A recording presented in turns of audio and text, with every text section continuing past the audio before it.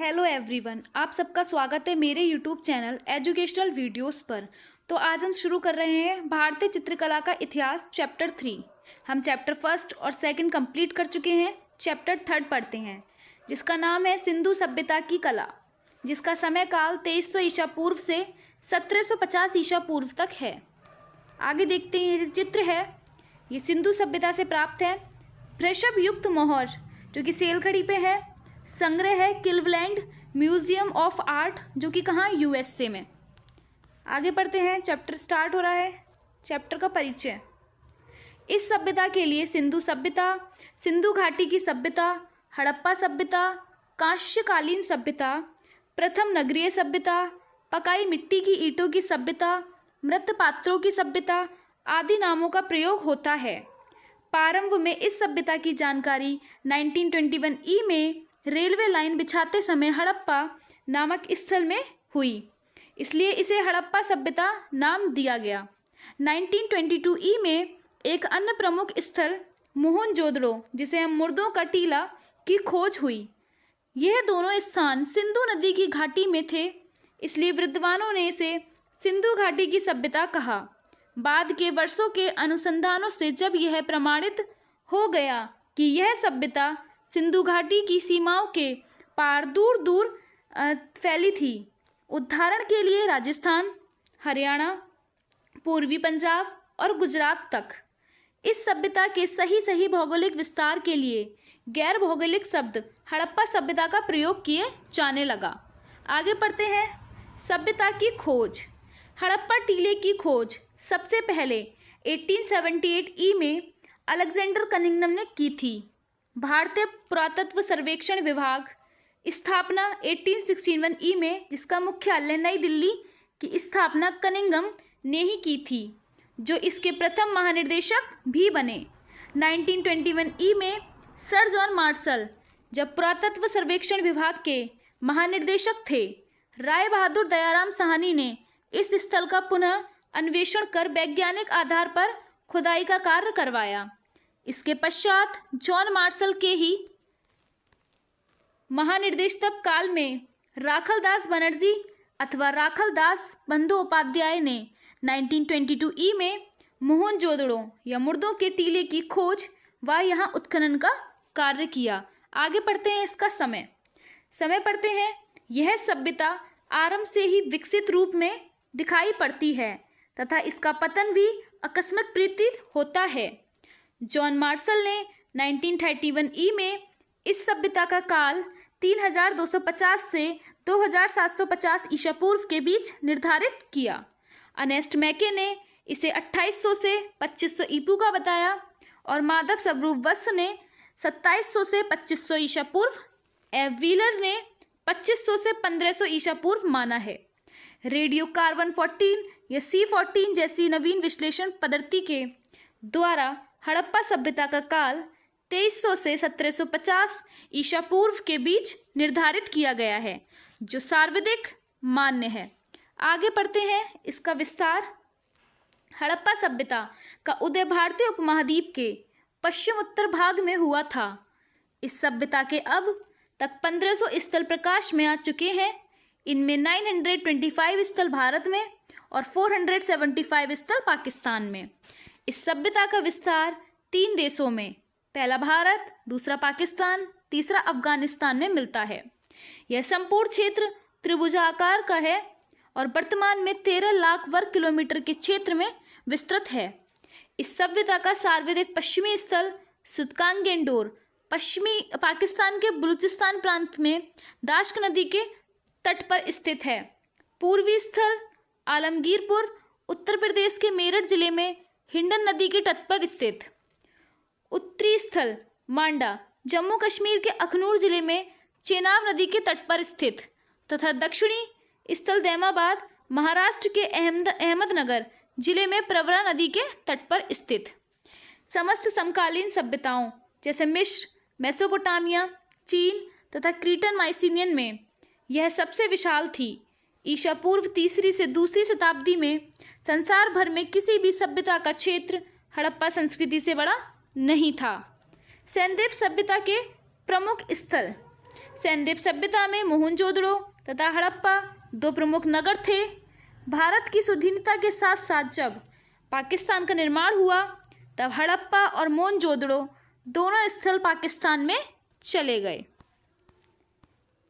दोनों एक दूसरे से 483 किलोमीटर दूर स्थित हैं।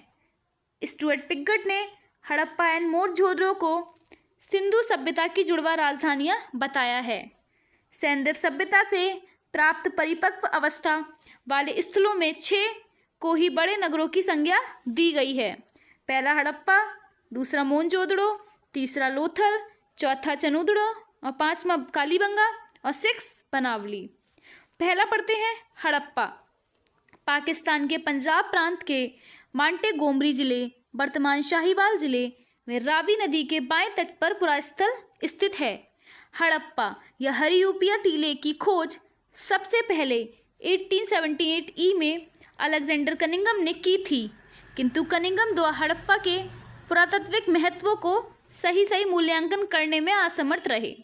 1921 ई में सर जॉन मार्शल जब भारतीय पुरातत्व सर्वेक्षण विभाग के महानिर्देशक थे, तब उनके निर्देशन में राय बहादुर दयाराम साहनी ने हड़प्पा की वास्तविक रूप से खोज की।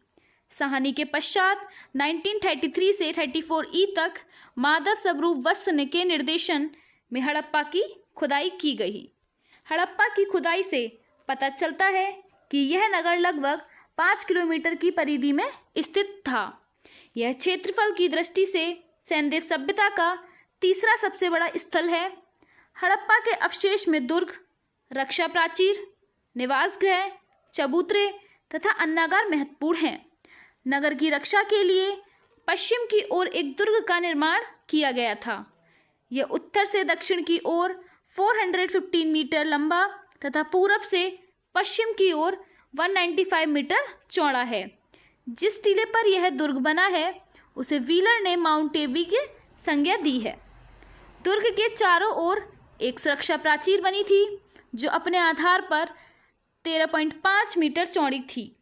इसमें स्थान स्थान पर द्वार तथा उसके समीप रक्षक गृह बने हुए थे। हड़प्पा में मोहनजोदड़ो के समान विशाल भवनों के अवशेष नहीं मिलते हैं। दुर्ग के उत्तर में स्थित 6.1 मीटर ऊंचे एक टीले माउंट एफ की खुदाई से 2 पंक्तियों में भवनों के अवशेष मिले हैं। उत्तरी पंक्ति में 7 तथा दक्षिणी पंक्ति में 8 गृहों के अवशेष हैं। घरों के आकार प्रकार से स्पष्ट है कि ये श्रमिक वर्ग के आवास रहे होंगे। इन घरों के उत्तर की दिशा में 18 गोल चबूतरे बने हैं, जिनके बीच में एक बड़ा छेद है जिनमें लकड़ी की ओखली लगी है। इनमें लोग मूसलों से अनाज कूटते थे, जहाँ से जौ के दाने, जले गेहूं तथा भूसी पाई गई है। चबूतरे के उत्तर दिशा में 6-6 की 2 पंक्तियों में निर्मित कुल 12 अन्नागार मिले हैं। सभी के दरवाजे उत्तर दिशा में नदी की ओर थे। इनमें जलमार्ग द्वारा विभिन्न स्थलों पर आसानी से अन्न भेजा जाता था।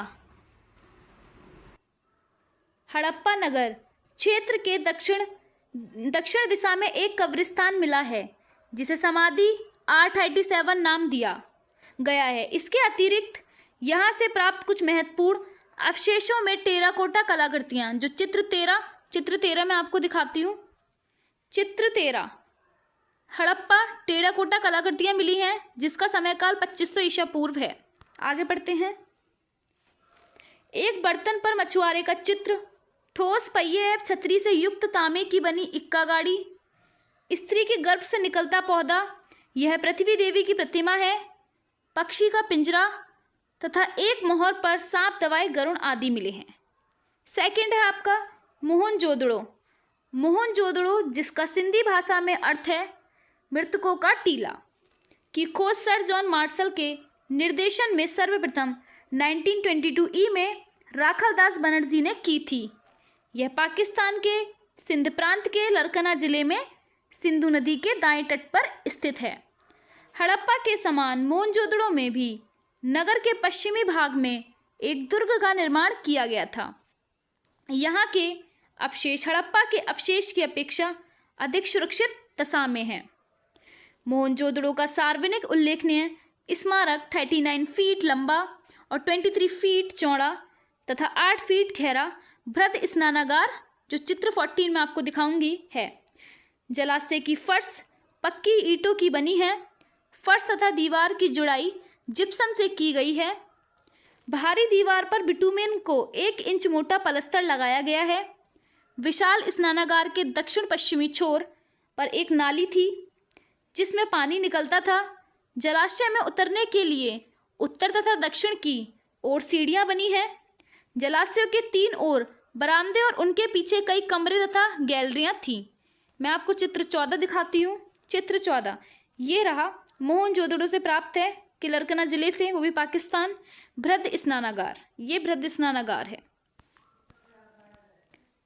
उन्हीं में से एक कमरे में ईंटों की धोरी पंक्ति से बनाया गया कुआं था जिससे स्नानागार में पानी भरा जाता था। बृहद स्नानागार समान जनता के लिए था तथा उसके उपयोग धर्मानुष्ठान संबंधी स्नान के लिए होता था। मार्शल ने इसे तत्कालीन विश्व का एक आश्चर्यजनक निर्माण बताया है। मोहनजोदड़ो के विशाल स्नान कुंड या महाजल कुंड की पूर्व दिशा में एक स्तूप स्थित है जो कुषाण काल के कनिष्क द्वारा बनवाया गया था। यहाँ एक अन्नागार भी मिला है। यह मोहनजोदड़ो की सबसे बड़ी इमारत है। यह 45.72 मीटर लंबा, 22.86 मीटर चौड़ा है। विद्वानों का विचार है कि यह राजकीय भंडारागार था जिसमें जनता से कर के रूप में वसूल किया हुआ अनाज रखा जाता था। इसकी समकक्ष मिस्र तथा मेसोपोटामिया की सभ्यता में भी इस प्रकार के अन्नागार के अवशेष मिलते हैं। मोहनजोदड़ो की प्रमुख विशेषता उसकी सड़कें थीं। मोहनजोदड़ो की मुख्य सड़क 9.15 मीटर चौड़ी थी जिसे पुराविदों ने राजपथ कहा है। अन्य सड़क की चौड़ाई 2.75 मीटर से लेकर 3.66 मीटर तक थी। गलियां 1.80 मीटर तक चौड़ी थीं। सड़कें सीधी दिशा में एक दूसरे को समकोण पर काटती थीं तथा नगर को अनेक वर्गाकार और चतुर्भुजाकार खंडों में विभाजित करती थीं। सड़कें मिट्टी की बनी थीं किंतु इनकी सफाई की उचित व्यवस्था थी। अधिकांश भवनों में निजी कुआं व स्नानागार होते थे। नगर में नालियों की सुंदर व्यवस्था थी। 18वीं सदी के पूर्व लंदन तथा पेरिस जैसे नगरों में सफाई की इतनी उत्तम व्यवस्था नहीं मिलती। मकान और नालियाँ एवं स्नानगृह अच्छी तरह से पकाई गई ईंटों की सहायता से बनते थे। ईंटें चतुर्भुजाकार होती थीं। मोहनजोदड़ो से प्राप्त सबसे बड़ी ईंट 51.4 centimetre into 26.27 centimetre into 6.35 centimetre के आकार की है। मोहनजोदड़ो से एक लाल रंग का सूती कपड़ा मिला है। विशेषज्ञों के अनुसार इस पर मजीठ या मजिस्टा की जड़ से तैयार किया गया रंग चढ़ाया गया है। हजारों वर्षों तक मजीठ की जड़ और बक्कम वृक्ष की छाल लाल रंग का प्रमुख स्रोत था। तीसरा आता है आपका लोथल। गुजरात के अहमदाबाद जिले में भोगवा नदी के तट पर स्थित इस स्थल की खोज 1954 ई में शिकरीपुरा रंगनाथ राव या SR राव ने की थी। लोथल मोहनजोदड़ो से लगभग 670 किलोमीटर दूर स्थित है। लोथल नगर 2 भागों में विभाजित था। पहला था दुर्ग जिसे हम गढ़ी बोलते थे, दूसरा है निचला नगर। संपूर्ण बस्ती एक ही प्राचीर से घिरी थी। दुर्ग के पश्चिम में ऊंचे चबूतरे पर 126 × 30 मीटर के आकार का एक भवन मिला है। इसे शासक का आवास बताया गया है। यहाँ के कुछ घरों से पशुओं की हड्डियाँ, तामा, कांचरी मिट्टी के मनके, सोने का एक आभूषण, वृत्ताकार और चतुर्भुजाकार अग्नि वेदियाँ आदि पाई गई हैं। यहाँ शंख तथा तांबे का काम करने वाले कारीगरों के कारखाने भी स्थापित थे। यहाँ से फारस की खाड़ी की एक मोहर मिली है। लोथल का सबसे महत्वपूर्ण उपलब्धि लगभग 2600 से 2000 ईसा पूर्व का पकी ईंटों का बना हुआ विशाल आकार 214 × 36 मीटर का एक जहाज़ों की गोदी, जो चित्र 15 में दिखाया गया है। यह विश्व का सबसे प्राचीन, समृद्ध व सुविकसित ज्ञात गोदीबाड़ा है। यह मिस्र तथा मेसोपोटामिया से व्यापारिक जहाज आते जाते थे। यह नगर सैंदेव काल में समुद्रिक व्यापारिक गतिविधियों का मुख्य केंद्र था। लोथल नगर मोहनजोदड़ो के साथ घनिष्ठ रूप से संबंधित था। यहाँ की सभी विशेषताएं हड़प्पा एवं मोहनजोदड़ो से मिलती थीं। इसी कारण लोथल के खोजकर्ता SR राव ने इस स्थल को लघु हड़प्पा या लघु मोहनजोदड़ो कहा। यहाँ से 3 युगल समाधियों का साक्ष्य मिलता है, जिससे सती प्रथा का आरंभ होने का अनुमान लगाया जाता है। लोथल से चावल के भी अवशेष मिले हैं। लोथल से मृण मूर्तियों में घोड़े की लघु मूर्तियां प्राप्त हुई हैं। यहाँ के एक मृतवान या बर्तन पर पंचतंत्र में वर्णित धूर्त लोमड़ी का चित्रांकन मिलता है, जिसमें एक वृक्ष पर मुंह में रोटी पकड़े एक कौवे को दर्शाया गया है तथा नीचे एक लोमड़ी का चित्र बना है।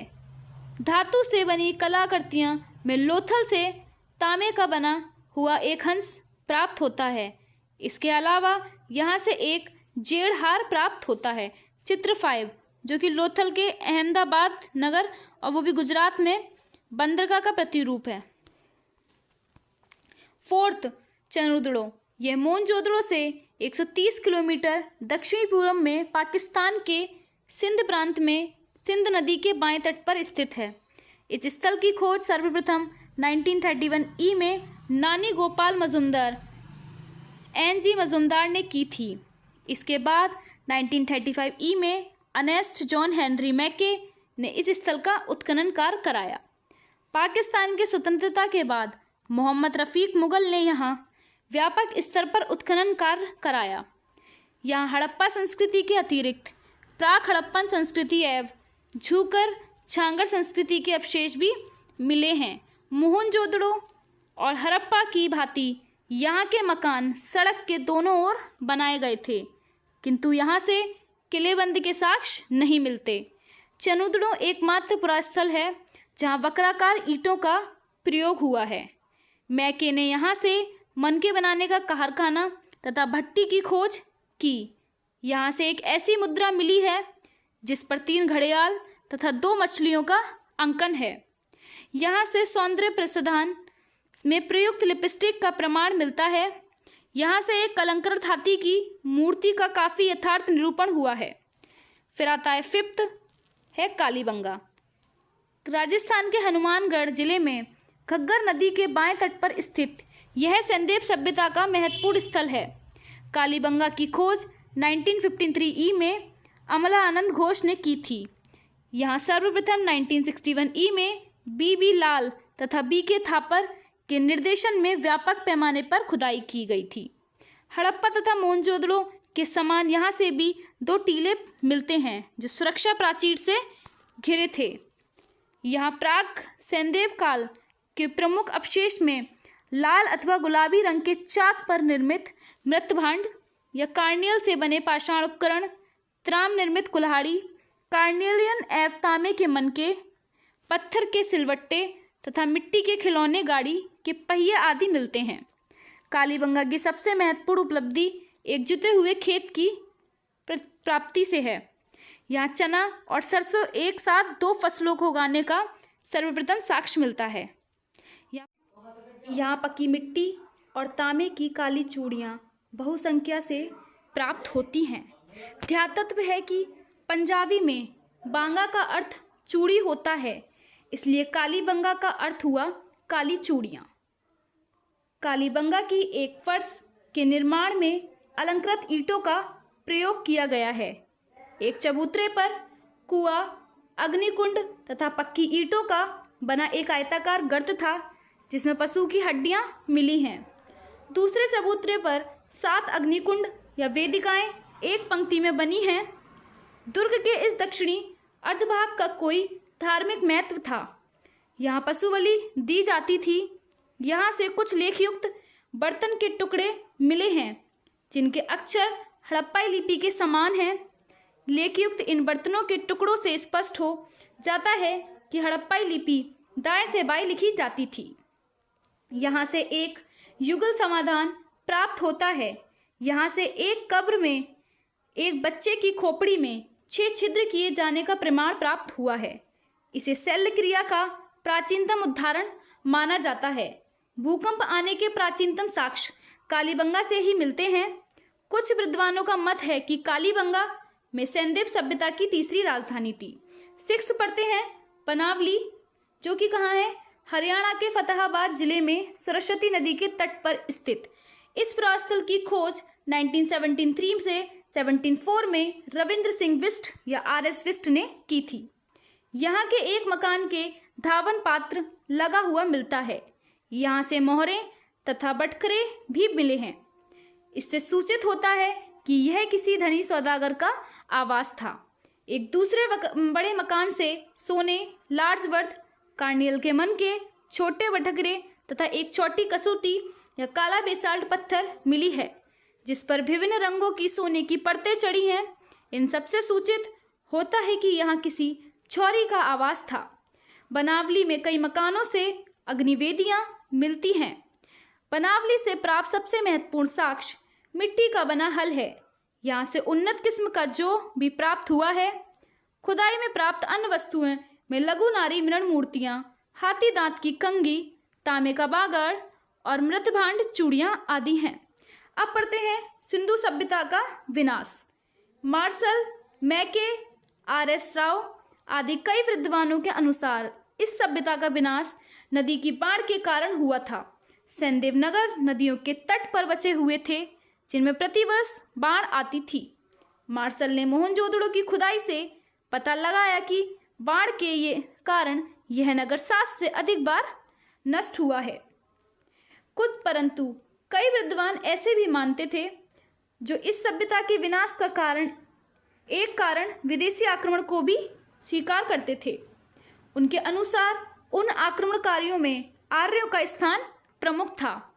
यह आर्यों की पुस्तकों से भी स्पष्ट है कि घोड़ों और रथों का प्रयोग करने वाले आर्य आक्रमणकारियों का संकल्प विरोध यहाँ के निवासी न कर सके और आर्यों ने इस सभ्यता को नष्ट कर दिया। तो यह चैप्टर 3 का पार्ट 1 खत्म होता है। अगर आपको मेरी वीडियो पसंद आए तो प्लीज़ चैनल को सब्सक्राइब करें और नोटिफिकेशन बेल आइकन को प्रेस करें। Thank you for watching my video.